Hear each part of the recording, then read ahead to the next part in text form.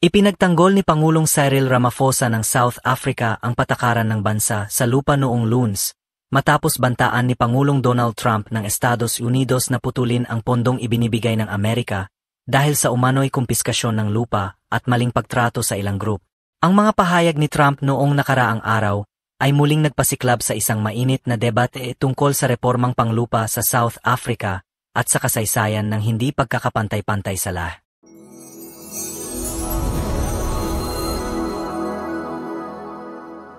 Ano nga ba ang tinutukoy ni Trump? Hindi tinukoy ni Trump kung aling mga grupo ang tinutukoy niyang inaapi. Ngunit ang kanyang pahayag tungkol sa kumpiskasyon ng lupa ay tila tumutukoy sa mga puting may-ari ng lupa sa South Africa.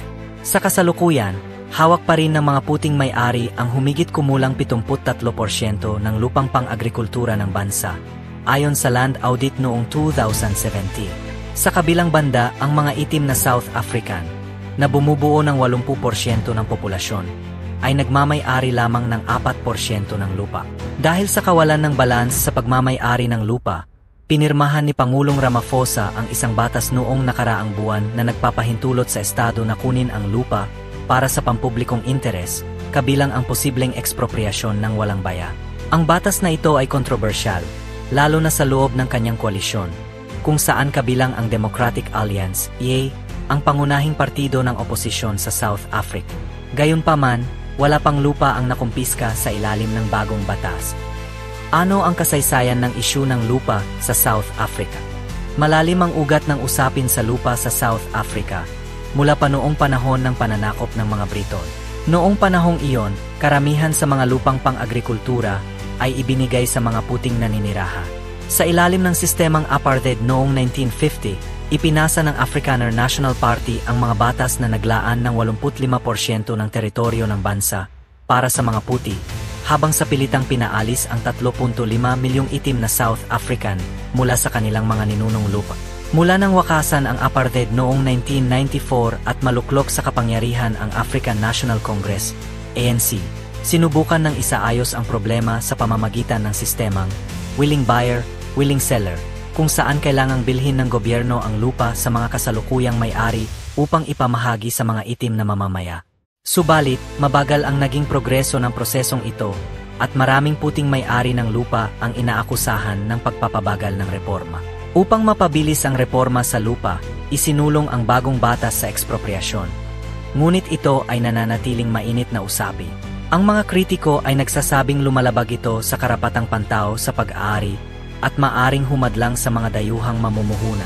Matinding tinutulan ito ng Democratic Alliance, na iginiit na labag ito sa konstitusyon.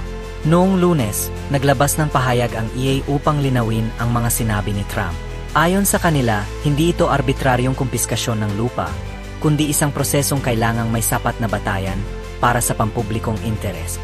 Sinabi rin nilang bago kunin ang lupa, dapat munang subukang makipagkasundo ang gobyerno sa may-ari. Matagal pinagdebatehan sa parlamento ang batas upang tiyakin na ang ekspropriasyon ay magiging maayos at transparent, ngunit nananatili itong kontrobersya.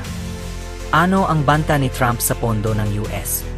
Noong 2023, naglaan ang Estados Unidos ng humigit kumulang $440 milyon sa South Africa, kung saan karamihan ay para sa mga programang pangkalusugan, partikular sa HIV. Ang banta ni Trump na putulin ang pondong ito ay nagdulot ng pangamba dahil ang tulong ng US ay bumubuo ng 17% ng kabuuang pondo ng South Africa para sa HIV. Bukod sa ayuda, mas mahalagang usapin ang kalakalan. Sa ilalim ng African Growth and Opportunity Act AGA, nakikinabang ang South Africa sa mga pinababa o tinanggal na taripa sa halos $15 bilyong export nito sa US. Ang AGA ay bumubuo ng 2% ng kabuuang export ng South Africa, kaya't mahalaga ito sa ekonomiya ng bansa. Ano ang paulit-ulit na pahayag ni Trump tungkol sa mga puti sa South Africa? Hindi ito ang unang beses na binanggit ni Trump ang isyu ng mga puting magsasaka sa South Africa. Noong una niyang termino, sinabi niyang may mga malawakang pagpatay sa mga puting magsasaka at kinukumpara niya ito sa marahas na kumpiskasyon ng lupa sa Zimbabwe noong taong 2000. Gayunpaman, walang ebidensya na may malawakang pagpatay o sistematikong kumpiskasyon ng lupa sa South Africa. Noong 2023, si Elon Musk, isang bilyonaryong ipinanganak sa South Africa at kakampi ni Trump, ay nagsabing sinusubukan ng gobyerno ng South Africa na magsagawa ng genocide laban sa mga Put. Ang ganitong pananaw ay kadalasang ikinakalat ng mga grupong kanang panig, na maling iniuugnay ang reforma sa lupa sa etnikong paglilinis.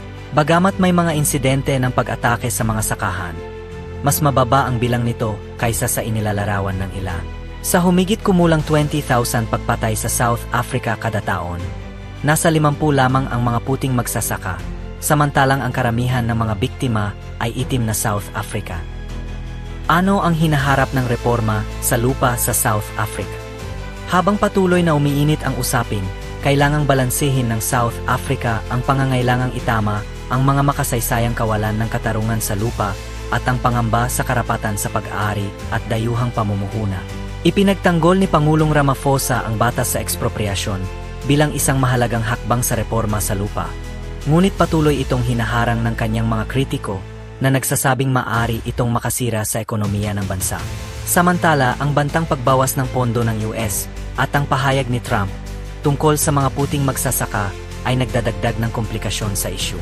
Dahil walang ebidensyang sumusuporta sa kanyang mga alegasyon, maaring palalain ng kanyang mga pahayag ang sensitibong isyu at paghiwalayin lalo ang mga mamamayan ng South Africa. Matay na katuon ang pandaigdigang komunidad sa kung paano haharapin ng South Africa ang isyung ito at kung mapipigilan ng diplomasya ang anumang lalong pagkasira ng relasyon sa pagitan ng Estados Unidos at South Africa. Makuhang mag-comment at mag-like, at kung mamarapatin ay mag-subscribe para sa iba pang kaganap. Malaking tulong po sa akin, lalo na sa mga baguhan katulad ko. Salamat po.